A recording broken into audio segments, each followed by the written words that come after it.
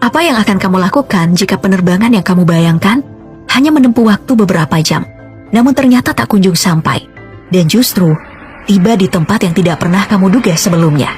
Sebagai perbandingan, untuk terbang dari Indonesia ke Belanda, kamu akan membutuhkan waktu 14 jam 30 menit lamanya. Sedangkan rute penerbangan terlama dunia, jarak tempuh yang ada hanya 19 jam lamanya, dari New York menuju Sydney. Lantas, pesawat apa gerangan yang jarak tempuhnya hingga 37 tahun lamanya? Pesawat yang mengalami kejadian ini adalah Pan Am Flight 914 yang dimiliki oleh Pan American Airlines. Pada tanggal 2 Juni 1955, pesawat ini terbang membawa 57 penumpang dan 6 awak pesawat dari New York menuju Miami, Florida. Tak lama setelah lepas landas, tepatnya 3 jam, Pan Am Flight 914 ini tak kunjung terlihat. Hingga akhirnya dinyatakan hilang dari radar.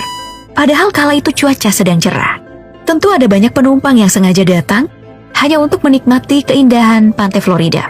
Namun yang menjadi misteri, sebab tidak ada satupun tanda-tanda kecelakaan yang terjadi pada pesawat ini. Tim pencari pun dikerahkan. Kemudian, setelah pencarian selama berhari-hari, barulah disimpulkan bahwa pesawat ini mengalami kecelakaan. Meski sebenarnya tidak ada satupun bangkai pesawat ataupun korban yang ditemukan. Bahkan, tim penyisir pantai pun tidak berhasil menemukan jejak. Para pihak berwenang amat yakin bahwa pesawat ini pasti telah jatuh ke laut dan tenggelam, sehingga tidak ada tanda-tanda kecelakaan yang tersisa. Meski pencarian tidak benar-benar dinyatakan selesai, namun kasus ini pun ditutup dengan kesimpulan pesawat dinyatakan jatuh di tengah laut. Upacara pemakaman gaib dan pemberian kompensasi pada keluarga korban pun diberikan oleh perusahaan maskapai penerbangan sebagai bentuk tanggung jawab atas menghilangnya pesawat yang korbannya 63 orang itu.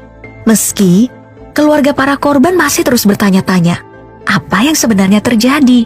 Hari berlalu, tahun berganti tahun.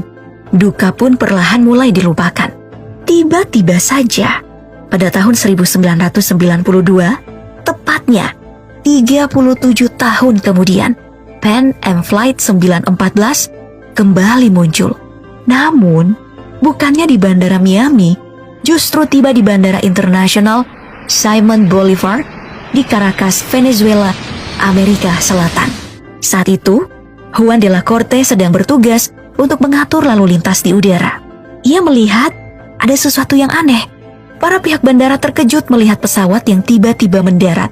Padahal, sebelumnya tidak terdeteksi oleh radar pemantau lalu lintas pesawat kalau akan kedatangan sebuah pesawat. Kejadian pesawat muncul tiba-tiba seperti sulap itu adalah hal yang tak biasa dalam peristiwa penerbangan. Juan masih terus mencoba mengecek di mana letak kesalahan dari kejadian itu. Apakah ia yang sedang membuat kesalahan? Namun setelah dicek, ia benar-benar yakin tidak ada kesalahan dalam sistemnya. Semua berjalan lancar sebagaimana mestinya. Pihak bandara hanya mendengar percakapan antara pilot dan kopilotnya melalui sinyal radio. Sang pilot bertanya-tanya, di manakah mereka tiba? Sebab mereka menerbangkan pesawat dari New York menuju Miami. Dalam keadaan terheran-heran melihat pesawat itu sudah tampak usang dan tua. Dan pesawat ini masih menggunakan baling-baling, bukan turbin modern. Juan pun mencoba menjawab pertanyaan sang pilot, bahwa mereka mendekati Bandara Internasional Simon Bolivar di Caracas, Venezuela. Juan pun bertanya balik kepada sang pilot melalui pesawat radio. Apa yang sebenarnya terjadi? Sang pilot menjawab sesaat setelah lepas landas dari New York, mereka dijadwalkan tiba di Bandara Miami pukul 9:55 pagi, tanggal 2 Juli 1955. Sang pilot mengakui mereka memang sempat salah arah, bergeser hingga 1.800 km jauhnya, dan berusaha keras untuk bisa kembali ke jalur penerbangan yang sebenarnya. Betapa kagetnya saat Juan de la Corte, si petugas bandara, menyatakan kepada mereka bahwa hari itu sebenarnya sudah tanggal 21 Mei 1992, bukan tahun 1955. Sang petugas bandara pun meminta sang pilot untuk menurunkan para penumpangnya terlebih dahulu dari pesawat untuk transit sementara waktu dan agar lebih mudah terkontrol. Juan yang masih dalam keadaan kaget mencoba menenangkan diri. Ia pikir sang pilot sedang bercanda berkata seperti itu, atau malah berhalusinasi. Namun, sang pilot justru menolak tawaran itu. Ia juga menolak sang petugas bandara saat ingin mendekat menuju pesawat Pan Am Flight 914.